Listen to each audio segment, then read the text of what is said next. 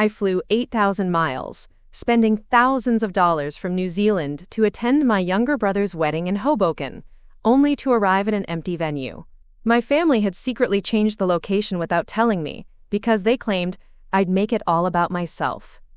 42 days of absolute silence passed. Then last night my phone crashed from an onslaught of 250 terrified texts and calls from them. I can stick my neck out on $1 million that I know exactly why they have suddenly become all worked up. And it has something to do with Grandpa's original will. Keep watching to see how my family reacted when they discovered too late that in their attempt to smoke out one stubborn New Jersey rat, they ended up burning down the whole house. So there I was, standing on the rain-slicked, uneven cobblestone pavement outside a historic, exposed brick event space in the heart of Hoboken, New Jersey, staring at the darkened, completely empty interior through the towering, floor-to-ceiling glass windows, when the crushing, humiliating reality of my family's deliberate cruelty finally anchored itself permanently in my chest. Exactly 48 hours earlier, I had locked the heavy oak doors to my penthouse apartment overlooking the breathtaking glacial waters of Lake Wakatipu in Queenstown, New Zealand, where I had spent the last 5 relentless, exhausting, and ultimately triumphant years building a multi-million-dollar powerhouse career as the founder and lead director of the Southern Hemisphere's premier luxury event production and high-end tourism firm.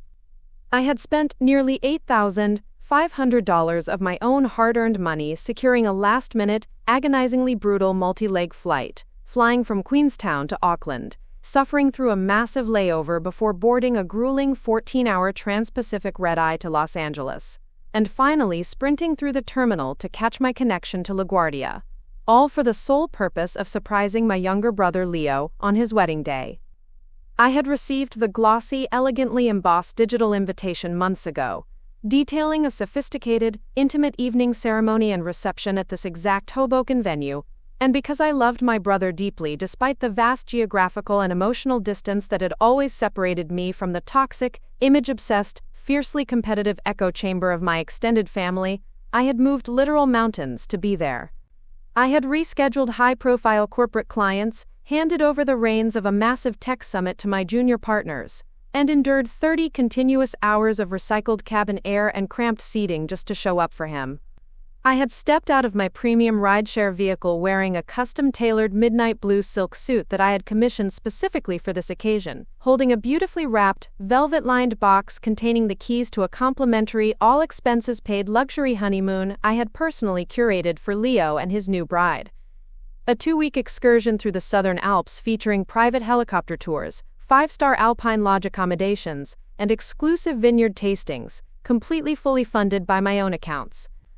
My heart had been hammering against my ribs with the genuine, naive anticipation of a joyful family reunion, a desperate hope that for one night the petty grievances and deep-seated jealousies of my childhood could be set aside to celebrate new love. But as I cupped my cold hands against the damp glass of the venue, peering into a dark, vacant room that held absolutely no chairs, no floral arrangements, no bustling caterers, and most devastatingly, no family members, a profound and terrifying silence wrapped around me, broken only by the sound of the freezing October rain hitting the pavement. I pulled out my phone, assuming there had been a catastrophic last-minute emergency, a power outage, or a sudden venue change due to unforeseen circumstances, and dialed Leo's number, only to be sent immediately to a generic, automated voicemail after a single ring. Panic beginning to flutter in my throat, I dialed my mother, my father, my older sister, and 2 of my aunts. Every single call rang exactly once before clicking over to an automated machine,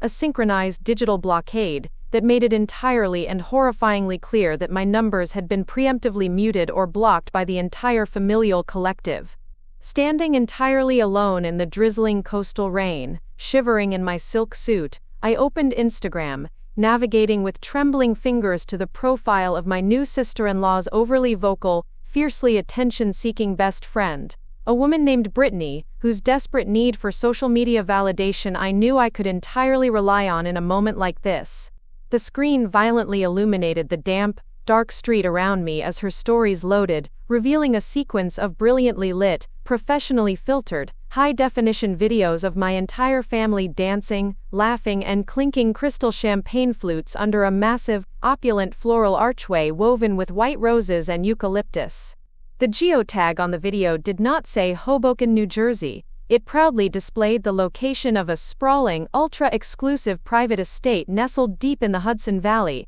a minimum of a 3-hour drive north from where I was currently standing in the freezing rain. As I watched a video snippet of my mother joyfully adjusting Leo's boutonniere, dabbing fake tears from her eyes while my aunts cheered in the background, a notification suddenly popped up at the top of my phone screen from an anonymous iCloud email address. It contained a single, devastating screenshot of my family's massive group chat, appropriately titled, "The Real Family," presumably leaked by a younger cousin who finally possessed a shred of moral discomfort regarding the sheer scale of this betrayal. The message, written by my Aunt Carol, the undisputed venomous matriarch of our family's relentless toxic gossip mill, read in glaring blue text, "Don't tell her the new address. She's been in NZ so long she'll just try to make the whole day about her. Grand returned. Let's have one day that's just about us. She's just gonna brag about her big New Zealand life and her fancy business and make us look like small-town losers. Let's keep it intimate. Leo deserves the spotlight." Beneath that staggering display of insecurity, my own mother had replied with a simple, validating heart emoji, followed by a text from my father also in support. And finally, the absolute death blow, a text from my brother, the groom himself, reading, "Agreed. It's just easier this way. If she really cares, she can just send a gift from the airport and go back to her sheep." I stood there on the desolate sidewalk, the cold rain steadily soaking into the shoulders of my expensive suit, completely absorbing the absolute, unvarnished truth that my family had not simply forgotten me, nor had there been a logistical error. They had actively, maliciously, and painstakingly conspired to exile me from my only brother's wedding. They had allowed me to fly 8,000 miles across the globe, spend thousands of dollars of my own money, and arrive at a meticulously planned decoy location simply because their own profound, deeply ingrained insecurities could not handle the presence of a woman who had dared to break free and build a successful life outside the claustrophobic boundaries of their mediocre, suburban existence. I did not scream into the empty street, I did not drop to my knees in dramatic, cinematic despair, and I did not march to a rental car agency to drive 3 hours upstate to crash a party where I was explicitly, entirely unwanted, because my cutthroat career in high-end business has taught me one fundamental, unbreakable rule: you never, ever force your way into a room that has intentionally locked you out. Instead, you quietly, methodically ensure that you own the entire building. I turned my back on the darkened Hoboken venue, walked to the nearest municipal trash can on the corner of the wet street, and dropped the beautifully wrapped velvet-lined box containing the $30,000 luxury honeymoon itinerary directly into the garbage, watching the rain immediately begin to warp the expensive wrapping paper before I continued walking 3 blocks through the downpour until I found a brightly lit, entirely unremarkable local New Jersey diner. I slid into a cracked red vinyl booth that smelled faintly of bleach and old frying oil, ordered a black coffee and a standard, greasy cheeseburger from an exhausted waitress who took one look at my soaking wet, custom-tailored suit and wisely decided not to ask any questions. I sat in that neon-lit diner for 2 solid hours, methodically chewing food I couldn't taste and drinking scalding coffee that burned the back of my throat, systematically and silently processing the profound, suffocating grief of losing a family that was still entirely alive, while my phone remained completely and utterly silent on the formica table, untouched by a single message of apology, explanation, or even basic human concern from the people celebrating 3 hours north in the Hudson Valley.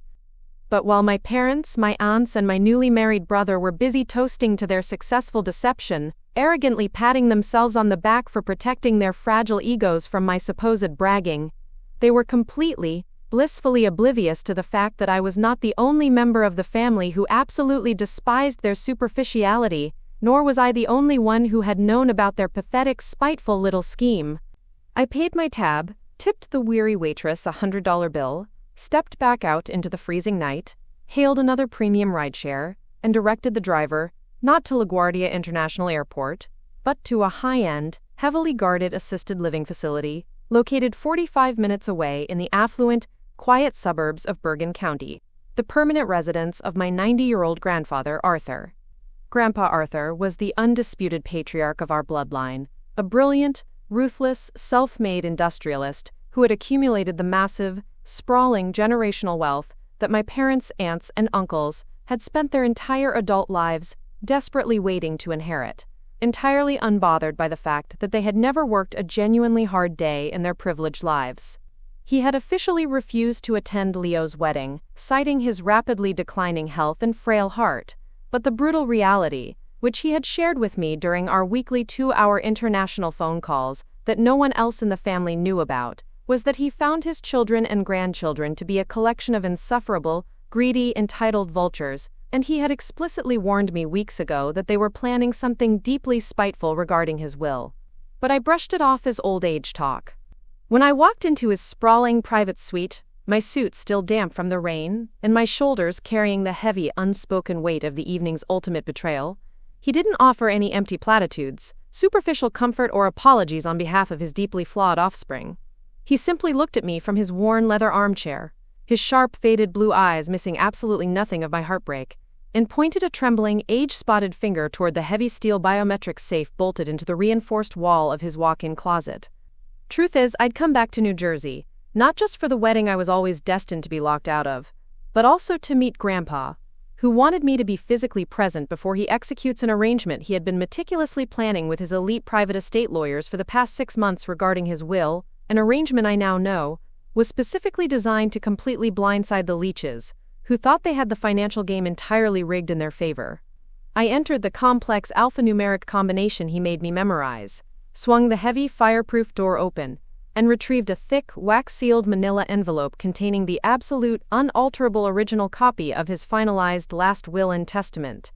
This document was a masterpiece of legal retribution. It explicitly named me as the sole uncontested executor of his entire estate and the primary beneficiary of his massive, multi-million-dollar trust, while simultaneously freezing all of his children's immediate access to the family funds, stripping them of their assumed lump-sum inheritances, and placing their incredibly modest allowances into severely restricted, drip-fed accounts managed entirely, permanently, and exclusively at my absolute discretion.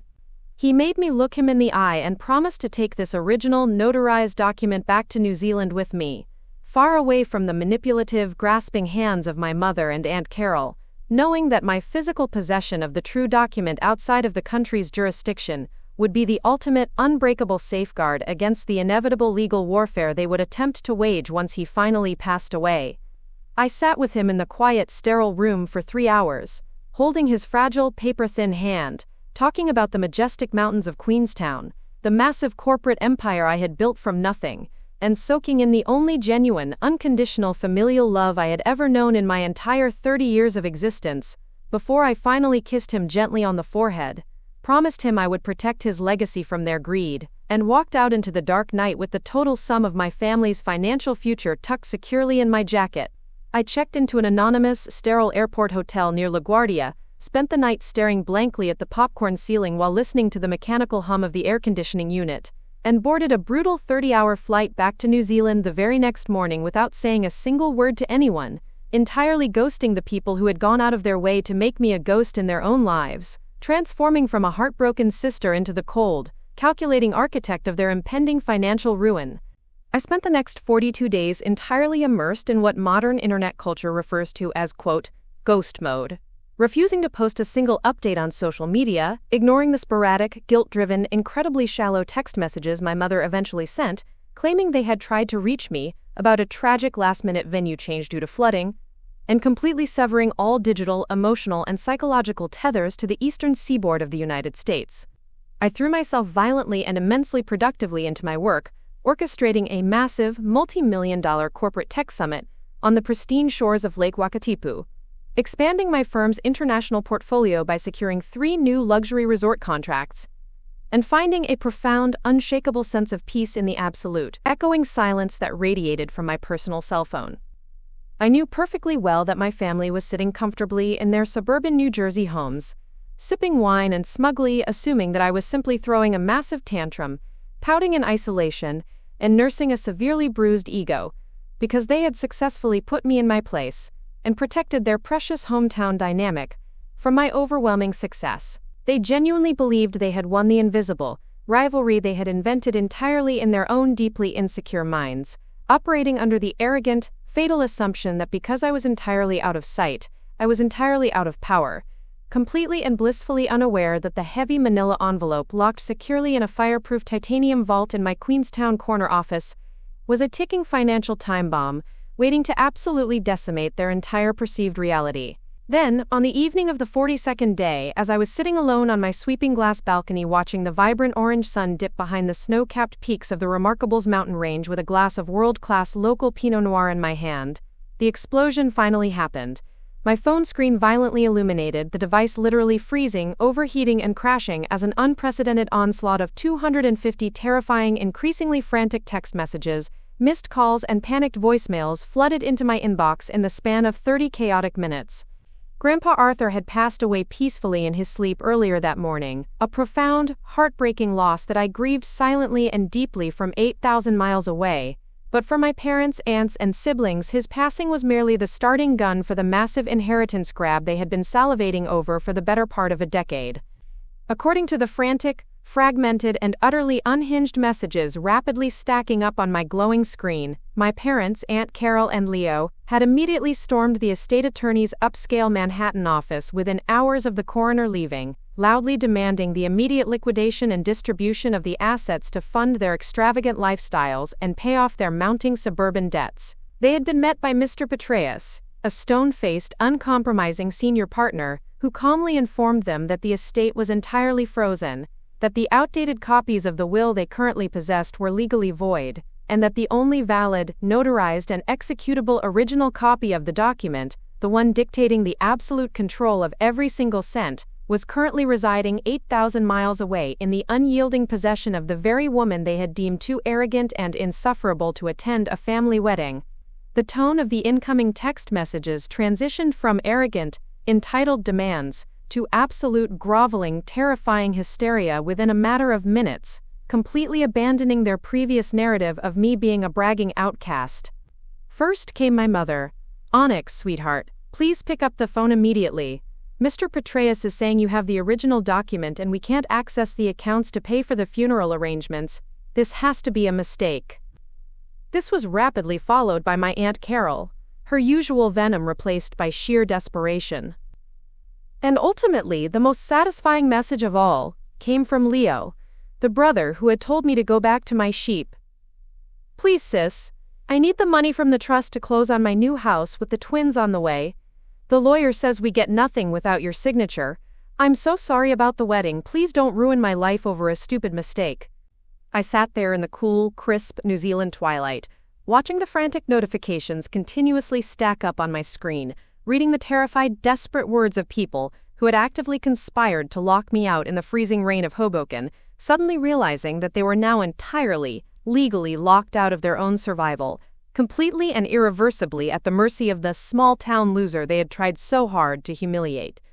I did not reply to a single message, I did not answer the relentlessly ringing phone, and I did not offer a single word of comfort, because I had finally learned the ultimate undeniable lesson about toxic family dynamics. You do not negotiate your fundamental worth with people who only discover your value when they desperately need something from you, and you absolutely do not throw a life preserver to the people who intentionally and gleefully threw you overboard. I knew that the extensive legal probate process would require my eventual participation, and I fully intended to execute my grandfather's final wishes to the exact, brutally restrictive letter of the law, ensuring they received nothing more than the meager allowance he deemed them worthy of. But for tonight, and for the next several agonizing weeks, I was going to let them sit in the suffocating, terrifying panic of their own making. I took a slow, savoring sip of my expensive wine, turned my phone entirely off and looked out over the sprawling, beautiful, endlessly successful life I had built entirely with my own two hands, completely at peace with the knowledge that the absolute greatest revenge against people who try to make you feel small is not to yell, or scream, or crash their pathetic parties, but to quietly, methodically take the keys to their entire kingdom, lock the iron gates from the outside and let them slowly realize exactly whose world they are truly living in. Thanks for watching this story till the end. Did you like the ending? or it was a letdown. Feel free to subscribe to the channel for more stories like this.